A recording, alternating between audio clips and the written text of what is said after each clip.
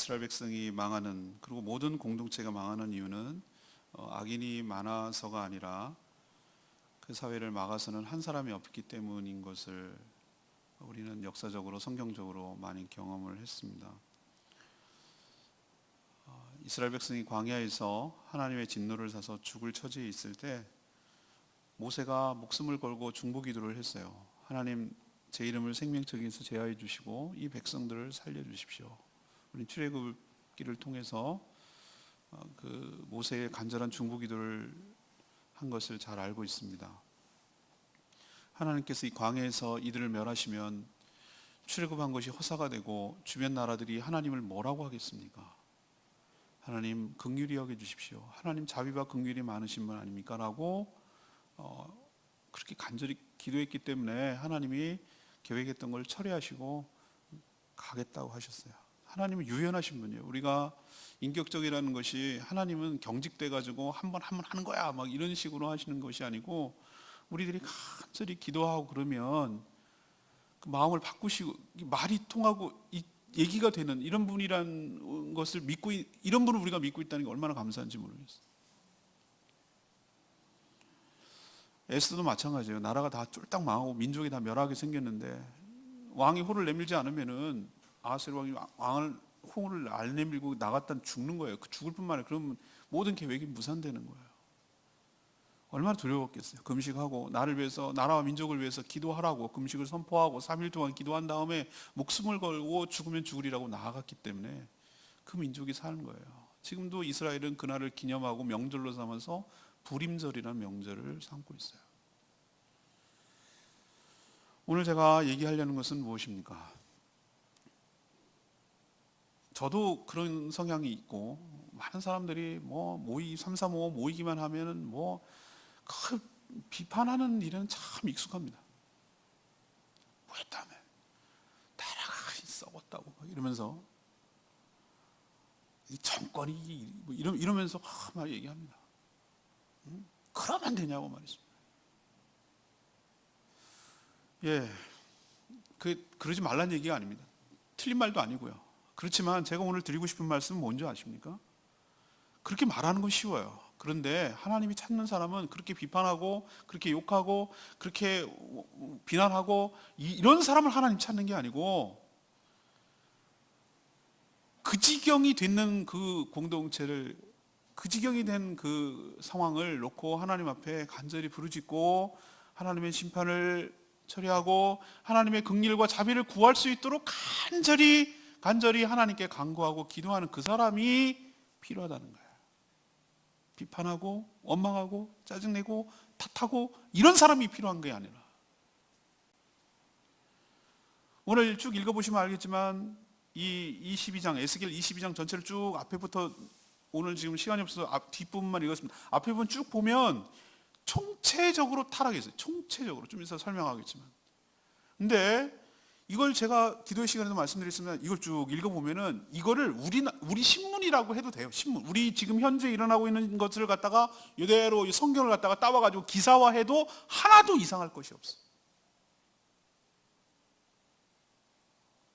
우리의 모습이에요. 우리의 모습.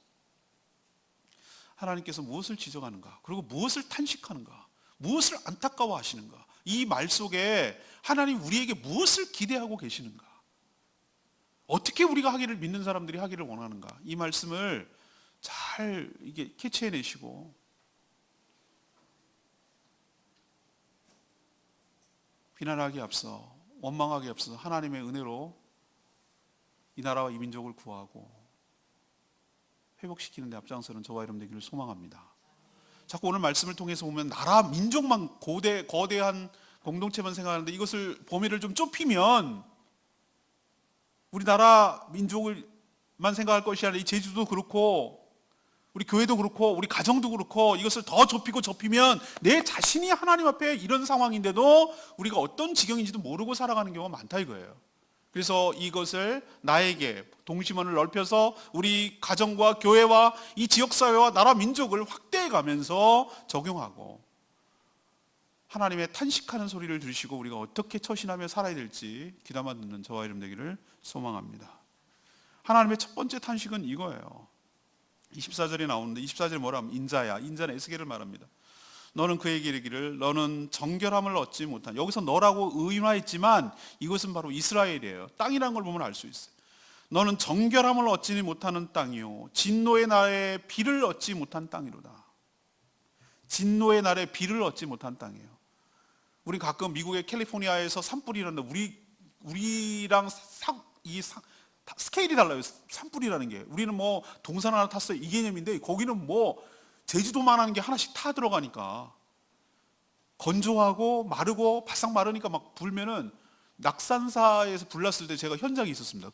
속초에 갔다가, 저는 왜 낙산사 여러분 위치 아시죠? 동쪽에 해안가에 있어요 낙산사는.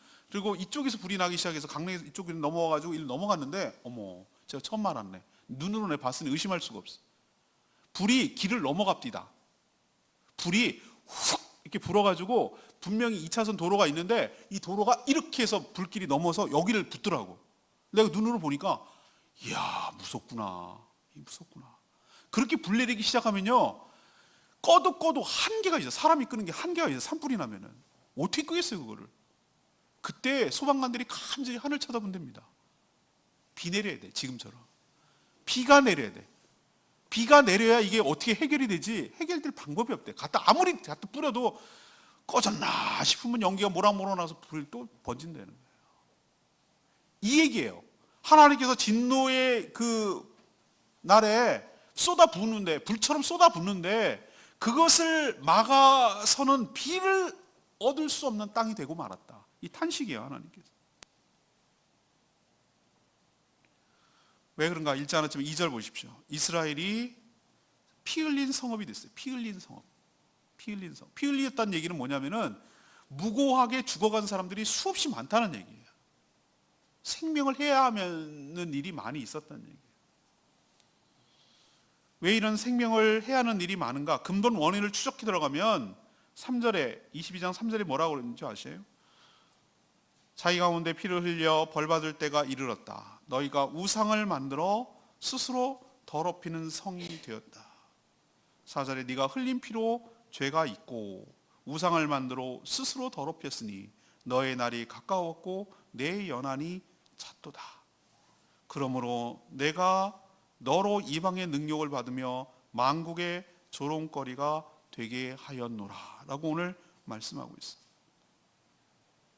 피를 흘렸다. 무고한 사람을 많이 죽였다.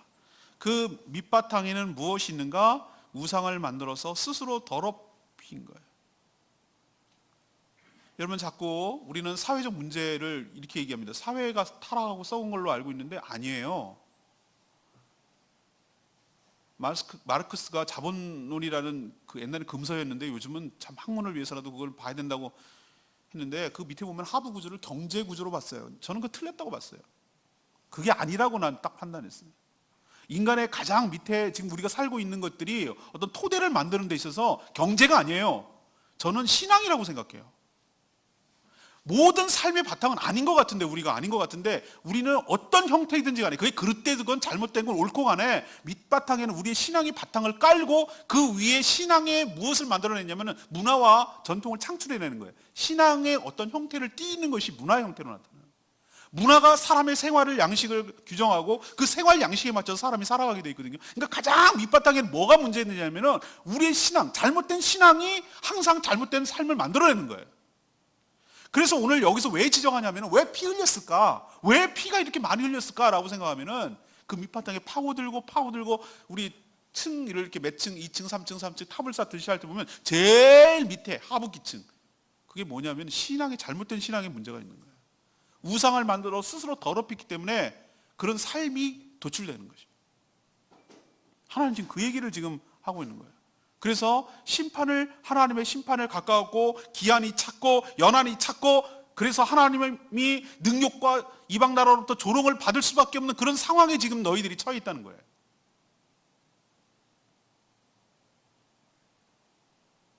나라가 이 지경인데도 사람들은 각자 도생, 자기밖에 몰라. 공동체 뭐 이런 거 생각하지 않아요. 그냥 구한말과 비슷해요. 혼란할 때 나라와 민족을 뭐 이런 나라가 어떻게 살게 되고 같이 어떻게 이런 생각 없어. 그냥 내 것만 챙기면 돼. 다 죽게 생겼는데 그냥 내 것만 챙기는 거야. 믿을 건 돈밖에 없어. 이런 난세에는 줄 잘 타야 돼. 이때가 기회야. 뭐 이러면서 자꾸 기회주의적이고 이기적인 사람들이 판치는 거예요. 그게 13절에 나와요. 너희가 불의를 행하여 이익을 얻은 일, 네 가운데 피 흘린 일로 말미암아 내가 손뼉을 쳤다. 손뼉이 박수를 치는 게 좋아가지고 손뼉을 치는 게 아니라 기가 막혀서 하나님이 탄식하는 거예요. 불의한 이익을 얻기 위해서 사람의 생명을 죽이는 일을 서슴지 않고 아무렇지도 않고 개의치 않게 하는 사회가 돼버렸어요. 서로가 할 수만 있다면. 왜 이런 일이 있을까? 12절에 하나님 뭐라고 얘기하십니까? 너희가 피를 흘리고 뇌물을 받는 자도 있고 폭리로 이자를 받고 이익을 탐하여 이웃을 속이고 빼앗았고 그게 뭐 때문이라고요? 나를 잊어버렸도다. 이게 문제예요. 12절에는. 이 모든 사회적 총체적 타락이 일어나는 근본 원인을 파고들고 가면 여호와 하나님을 잊어버렸기 때문에, 놓쳤기 때문에, 하나님을 의식하지 않기 때문에.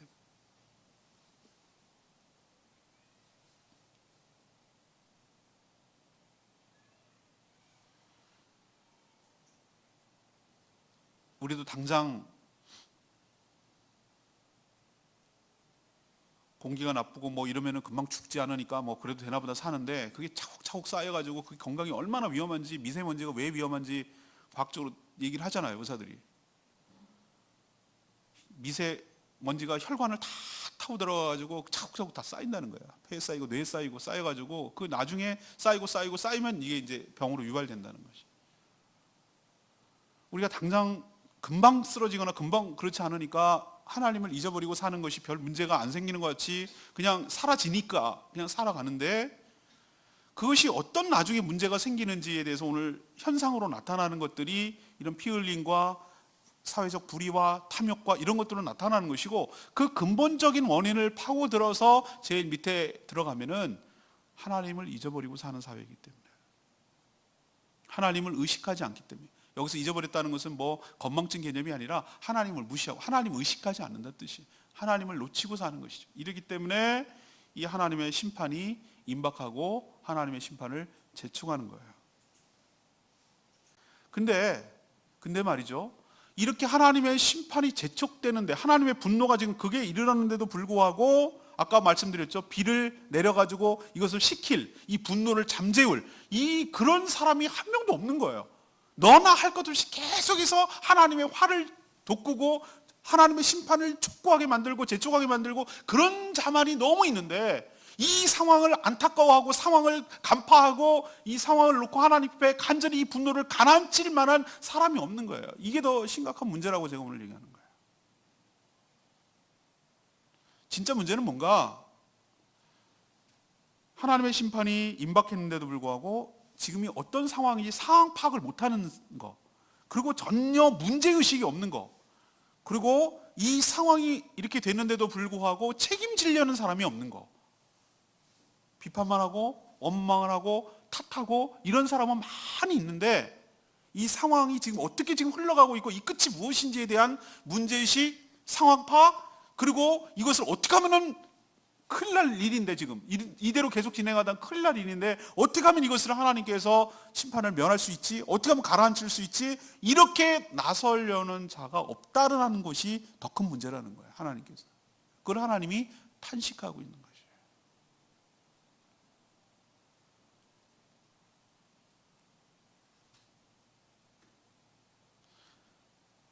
모르겠어요. 요즘 젊은이들은, 저도 이렇게 말할 줄은 몰랐는데, 제가 젊었을 때 그렇게 말하는 분들이 있었기 때문에. 근데 적어도 저희가 대학 다니고 그럴 때는 그런 것 같아요. 지금 세대와 세대 차이라고 그럴까? 그 느끼는 게 뭐가 하나 느끼냐면은 이런 걸 느껴요. 이제 젊은 사람들하고 우리 자녀들 세대하고 이렇게 만나보면은, 물론 자신들은 안 그렇다고 생각할지 모르겠지만, 이렇게 보면 대체적으로 또 개별성도 있기 때문에 다 일관적으로 도매금으로 그렇게 말할 수는 없지만, 그냥 제가 느끼기에 저희들 때는 뭐 어떤 의식이 있었냐면은, 나라와 민족, 공동체 이런 어떤 그런 의식이 굉장히 강했어요. 뭐 개인 학점 뭐 이런 것도 뭐 그때는 뭐 워낙 호황이었기 때문에 취업이 잘 돼서 그런지 모르겠지만 하여튼 그런 거보다는 정말 이 나라가 어떻게 바르게 돼야 되는가, 불의함이 없어야 되는 것인가. 제가 대학 때가 땡전 뉴스, 9시 땡 되면 땡 하면 본인은 이렇게 시작해서 땡전 뉴스, 전두환이 맨날 나오거든요. 머리 까지신 분이. 땡전 뉴스라고 그랬어요. 땡전 뉴스. 그때 시적 사명은 누구도 해낼 수가 없는 것들은 그 군부 독재로부터 해방을 시켜서 잃어버렸던 백성들의 주권, 모든 권력은 국민으로부터 나온다라는 것을 회복하는 게 시대적 사명이었어요. 다 체육관에서 간접선거하고 짬짬이 해가지고 그렇게 하는 것에서 직접 민주주의, 보통 민주주의로 넘어가게 만드는 헌법에 보장된 그것을 되찾게 하는 일이 시급했어요. 계속 돌려서 해먹는 그것을 중단시키는 것이 시대적 사명이었어요. 그래서 87년도에 그것을 결국은 해냈어요. 직선제로. 보통 사람들 어쩌고저쩌고 하는 그 양반이 굴복해가지고 결국은 찾아왔어요. 나라와 민족이 먼저였어요. 이 사회가 어떤 방향으로 가야 되는지 먼저 우선시했어요. 그것이 옳고 그름을 떠나서 그런 의식이 있었다 이 말이에요. 그런데 지금은 점점 어떻게 넘어가냐면은 모르겠어요. 물론 뭐 공동체를 먼저 생각한다 이런 사람들이 많이 있지만 각각 자기 먹고 살기가 너무 급급한 것 같아요. 자기가 살기 너무 힘드니까 내가 사는 게 중요하고 내가 행복한 게 중요하고, 그러니까 소확행이니 뭐 이런 말은 내가 중요하고 내 감정이 중요하고 내 삶이 중요하고 남은 뭐 어떻게 되는지 간에 일단은 내가 이거인 것 같아요. 근데 죽으면 같이 죽는 거지 나 혼자면 잘 살 수 없는 거예요. 다 쓸어버리는데 분노가, 하나님의 진노와 분노가 다 임하는데 그 가운데 내가 산들 무슨 의미가 있겠냐. 우리도 먼저 믿는 사람으로서, 이거는 세대 차이를 넘어서서 믿는 사람으로서 지금 이 시대를 바라보는 상황 파악, 그리고 문제의식, 그리고 책임지는 자세, 이것을 통해서 하나님의 분노를 가라앉히는데, 이 문제를 놓고 하나님께 비판하지 말고 그 문제를 가지고 기도화해서 하나님께 아뢰고 하나님께 기도하는 그런 사람으로 바뀌어지는 역사가 저와 여러분 가운데 있게 되기를 간절히 바랍니다. 두 번째 하나님의 탄식은 뭐냐면요, 위에서부터 아래까지 총체적으로 다 타락했다는 거예요. 아까 27절 우리 읽었죠. 27절에 보면 뭐라고 나와 있습니까? 불의한 이익을 얻으려고 피를 흘리고 영혼을 멸하는 그런 사회에 있는 것을 보여주잖아요. 25절에 보면은 그 가운데 선지자들이 반역함이라고 표현했는데 70인용 번역이라고 있어요. 이게 히브리어를 헬라어로 바꿀 때 번역한 것을 70인 성경이라고 보통 부르는데 예수님 오시기 전에 번역한 성경이에요. 근데 이것을 선지자라고 안 하고 이것을 왕이라고 번역했어요. 근데 흐름상 보면은 선지자라고 말하는 것보다 왕이라고 번역하는 게 맞아요. 왜? 뒤에 선지자가 또 나오거든요. 아무튼 저는 이것을 25절을 선지자가 아니라 왕으로 봤어요. 왕, 그리고 27절에 나오는 고관, 그러니까 정치적인 지도자들을 의미하는 거예요. 25절, 27절에 나오는 사람들은, 이 사람들은 에스겔이 뭐라고 표현했냐면은 탐욕스러운 사자와 같고 탐욕스러운 이리와 같다고 그랬어요. 맹수죠, 맹수. 탐욕스러운, 개걸스러운. 이 사람들의 특징이 뭐냐? 자기 권력을 이용해서 불의한 이익을 위하여 영혼을 삼키는 자다라는 거예요. 그러니까 정치 지도자가 자기 권력을 이용해서 자기 이익을 취하기 위해서 뭐 하는 거예요? 영혼을 죽이고 영혼을 삼키고 영혼의 피를 흘리는 것이. 권력을 사유하고 권력을 잘못된 방법으로 사용하는 것이죠. 지도자가. 그러면은 26절에 나오는 제사장은 어떤가? 제사장이 가장 중요한 일은 뭐냐? 하나님 뭐라고 지정하냐면은 율법을 어겼고 성물은 거룩한 하나님에 관계된 것들이거든요. 제사를 드리거나 하는 그 성물들을 거룩하게 못하게, 부정하게 만들어요. 더럽혔다고 표현하고 있어요. 이 제사장의 가장 중요한 일은 뭐냐면 거룩함을 유지하는 거예요. 거룩함이란 뭐냐? 어떤 것이 거룩한가, 어떤 것이 거룩하지 않은가에 대해서 백성들에게 끊임없이 구분해주고 판단해줘야 되는 거예요. 그래야 백성의 삶이 거룩해지는 거예요. 부정하지 않고 거룩해지는 역할을 하는 거거든요. 제사도 왜 그렇게 합니까? 왜 제사를 드립니까? 왜 피해 제사를 드리냐죠? 그래야 거룩해지니까, 부정함이 없어지니까. 제사장의 역할이 그건데 그 역할을 못하는 거예요. 왜? 영안이 어두워졌거든요. 그래서 하나님을 오히려 욕되게 하는 거예요. 거룩하고 그것을 하나님께 올려드려야 되는데 그렇게 안 하고 더러운 것을 하나님께 제사하게 만드는, 자기 역할을 감당 못하는 거예요. 제사장 역할을. 그래서 그 사회가 구분이 없어져 버리는 거예요. 뭐가 거룩한지 뭐가 부정한 것인지 구분이 없어졌어요. 요즘 같지 않습니까? 요즘 같이 얼마나 상대화된 것입니까? 뭐가 바르고 뭐가 그른지에 대한 구분이 없어졌어요. 전 너무너무 개탄스럽고 기가 막혀서 할 말이 없어요. 저는 100번 굉장히 저는 개방적인 사람이라고 생각이 유연하다고 생각하는데, 저는 아무리 이렇게 용납하려고 해도 안 되는 게 있는데 그건 동성애예요. 아니, 성경 곳곳에 찾아보고 곳곳에 봐도 그거는 가증한 일이라고 하나님께서 분명히 얘기를 했는데, 하나님의 창조 질서와 섭리를 어그러지게 하는, 정면으로 위배하는 거라고 했는데 왜 그걸 자꾸 옹호하려고 하죠? 난 그거 도대체 이해를 못하겠어요. 성과 속이 무너져 버렸어요. 거룩함과 부정함이 없어져 버렸어요. 이 사회가 그렇게 됐다니. 그렇게 된 이유가 뭐냐면은 제사장 역할을 해야 될 종교 지도자들이 그것을 못하는 거예요. 자기도 그러니까. 거룩함이 없어지니까. 정확하게 얘기를 못 해주니까. 말하면 큰일 나니까. 말하면 이상한 사람 취급당하니까. 마치 굉장히 고루하고 굉장히 이게 뭐라고 그러지? 아주 경직된 그런 사람 취급하니까 참 기가 막혔어요. 그러면 28절이 뭡니까? 선지자는 올바른 소리를 하는 그 시대에 하나님의 시대적 양심 같은 역할을 해야 되는 사람이 선지자거든요. 선지자 보십시오. 선지자는 허탄한 이상, 그러니까 허망한 그런 계시를 받고 거짓 복수를 행하는 거예요. 거짓 복수는 뭡니까? 하나님의 계시도 받지 않았는데 하나님께서 말씀하셨어요 라고 막 하는 거야. 회칠한다고 그랬어요. 회가 뭐죠? 아닌데 이렇게 페인트 칠해가지고 같이 높게 보이게 하는 거예요.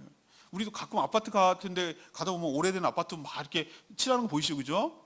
이렇게 막 해가지고 내가 이렇게 지나가면서 아이고, 호박에다가 막 금줄 칠한다고 수박이 되냐고 내가 그 말을 하는데, 막 그렇게 해도 좀 가치를 높여보려고 그 회칠하는 거예요. 그러니까 지저분하고 이런 것들을 커버하고 있어 보이려게 하는 위선 화장 비슷한 거, 가면 같은 거, 이런 것들을 하는 거예요.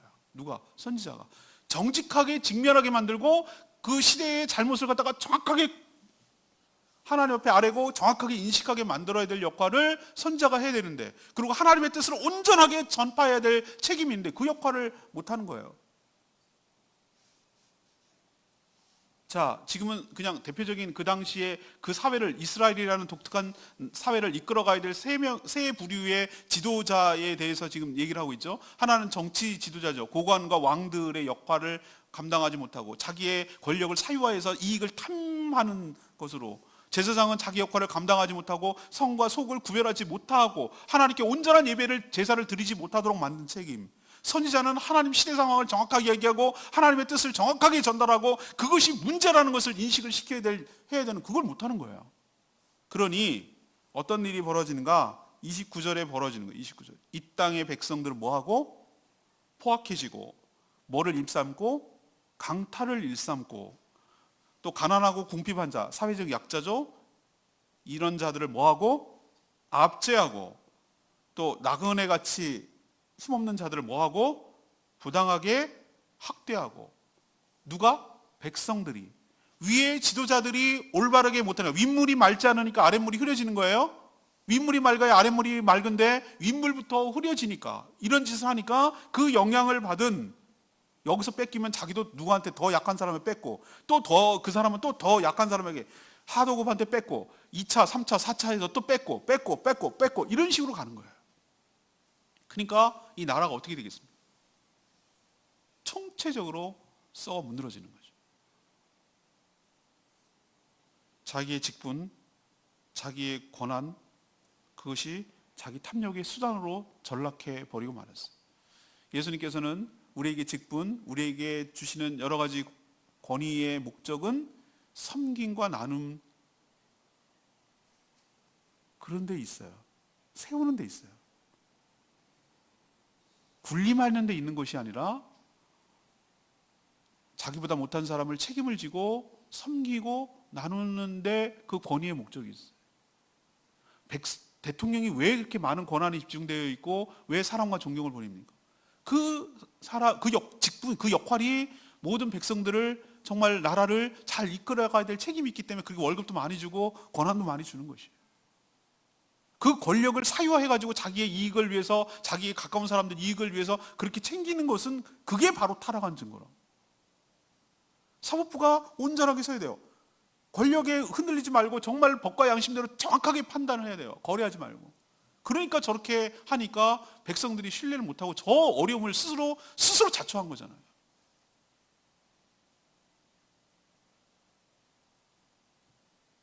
우리도 우리에게 주어진 직분, 그리고 우리의 역할, 우리도 사실 알고 보면 우리는 의리예요, 우리는 맨날 하도급이에요, 이렇게 말하지 말고 우리도 알고 보면 더 약한 사람에게 얼마든지 갑질할 수 있는 사람들이기 때문에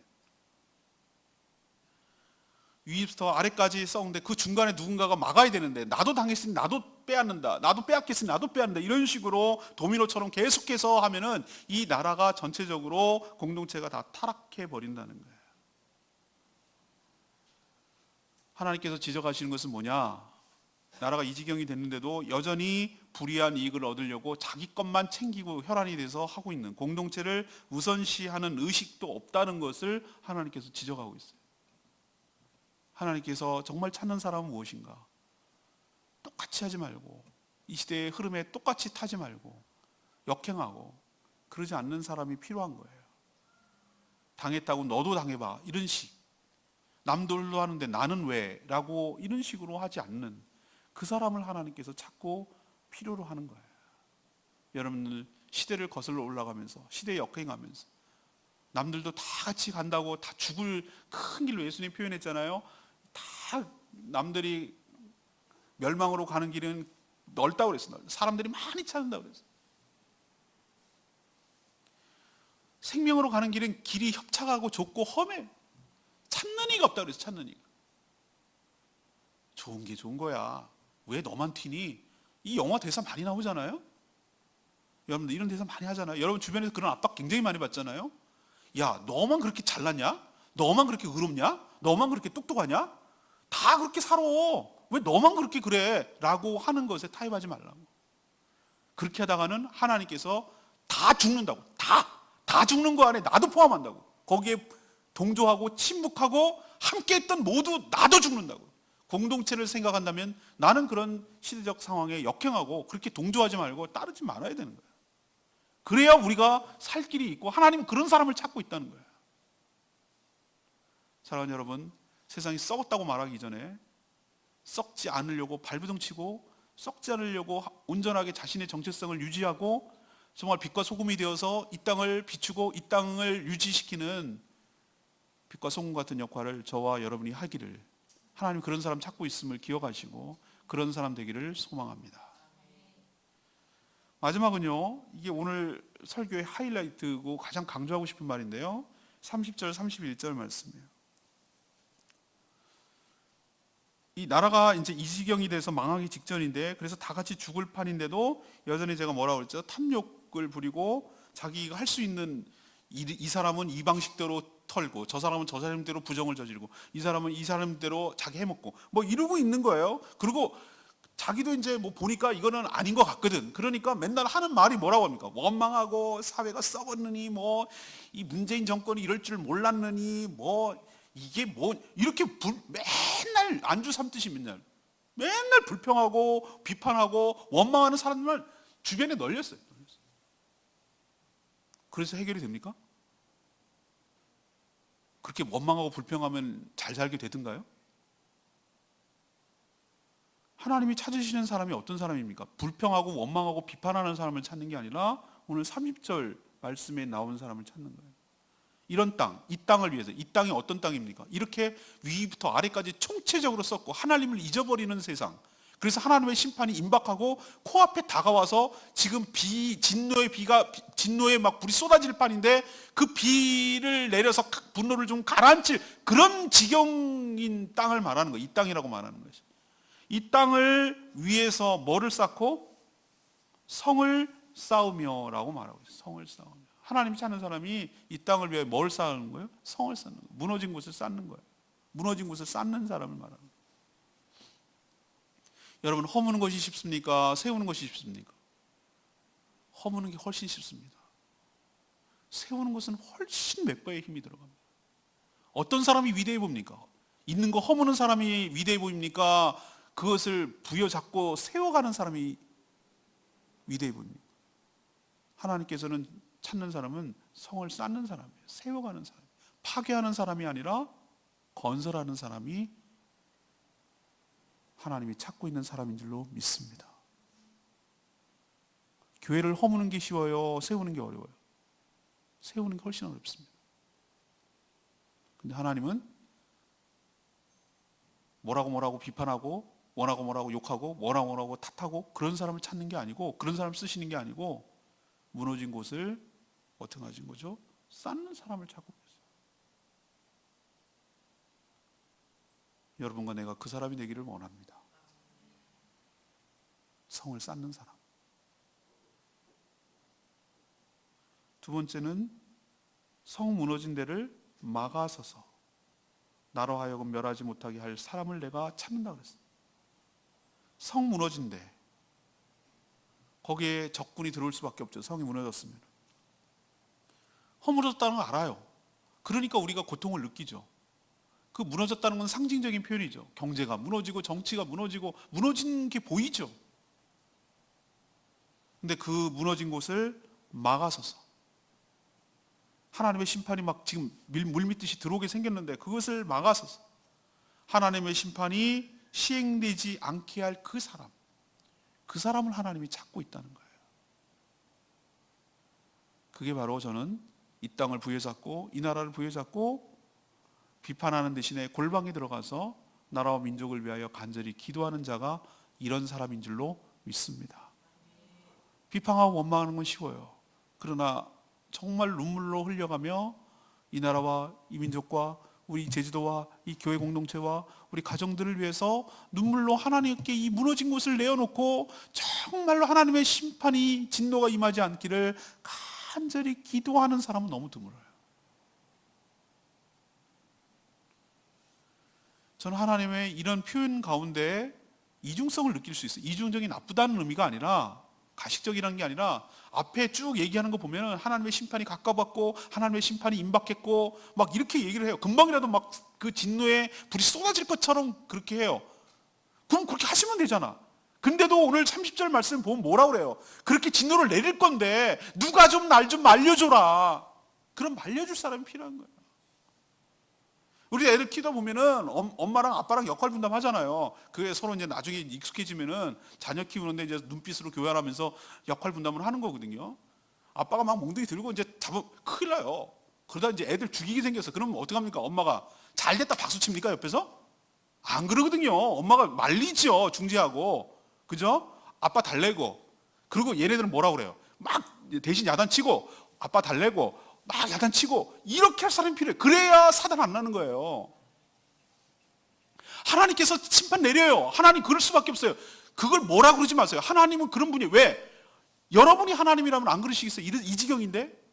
여러분은 이렇게 못해요. 하나님이라면 더 하면 더 했지. 하나님은 공의로운 하나님이 그럴 수밖에 없어요. 그러면 다이렉트로 이게 때려내기 전에 누군가가 하나님을 달래고 누군가가 하나님께 막아서고 하나님 잘못했다고 그러고 하나님 좀 참으시라고 그러고 하나님 저를 봐서 용서해달라고 그러고 이렇게 누가 중재할 사람이 필요하잖아요.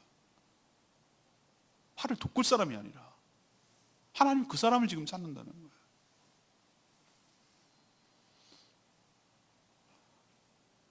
사랑하는 여러분, 참 우리나라가 지금 많이 어렵습니다. 기대가 크면 실망도 큰 법이죠. 경제도 많이 어려워요. 참 다들 정말 들어보면 기가 막혀요. 다들 정말 힘들어한다고 그래요.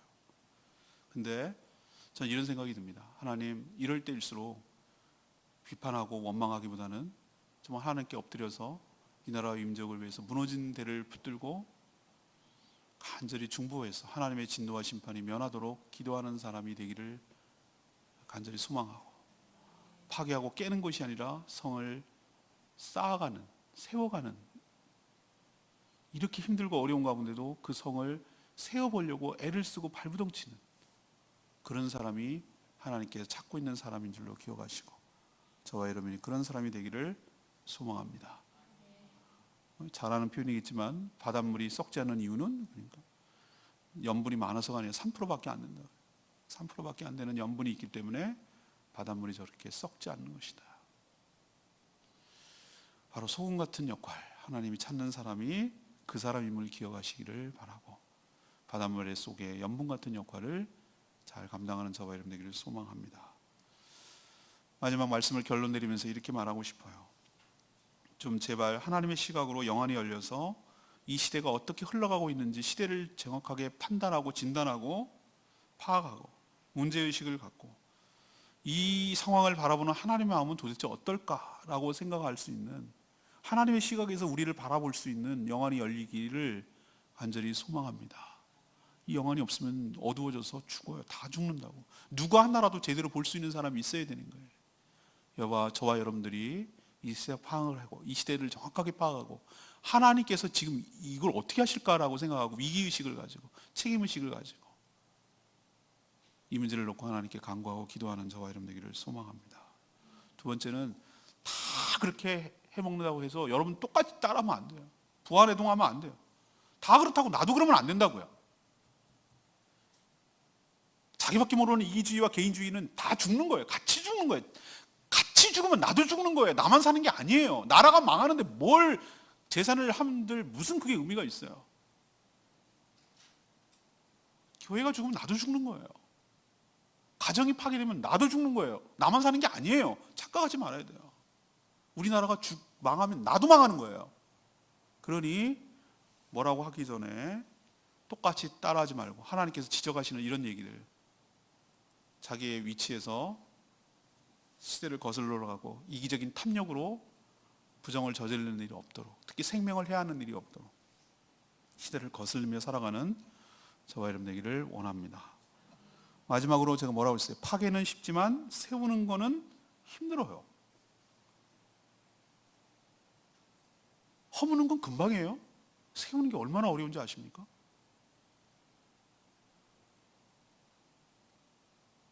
제가 목회해보니 압니다. 참 만만치 않아요. 믿음은 버티는 거예요. 힘들고 어려워도 세워가는 거예요. 포기하지 않는 거예요. 계속 무너진 곳을 쌓고 또 쌓고 믿음을 가지고 인내를 가지고 계속 해가 나가는 것이 더 어려워요. 그게 훨씬 어렵다고요. 근데 해야 돼요. 누군가 해야 나도 살고 모두가 다 살 수 있는 길이기 때문에 하는 거예요. 여러분이 나라 민족을 생각하는 참된 중보자로 살아가게 되기를 간절히 축복합니다. 하나님이 찾으신 사람이 바로 여러분이 되었으면 좋겠어요. 오늘 말씀